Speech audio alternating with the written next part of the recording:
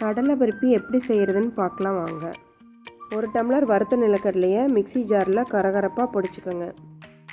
3/4 tumbler சர்க்கரையை ஒரு பேனில் போட்டு 4 ஸ்பூன் நெய்யை விட்டு அடுப்பை மீடியம் ஃப்ளேமில் வச்சு கிளறிக்கிட்டே இருக்கணும். அப்படியே கைவிடாமல் கிளறிக்கிட்டே இருங்க. சர்க்கரை கொஞ்சம் கொஞ்சமாக மெல்ட் ஆக ஆரம்பித்து முழுவதும் மெல்ட் ஆகி கோல்டன் ப்ரௌனில் வந்துடும். இப்போ அடுப்பை ஆஃப் பண்ணிடுங்க. இது கூட நம்ம ரெடி பண்ணி வச்சுருக்கிற நிலக்கடலை பொடியை ஆட் பண்ணிக்கோங்க.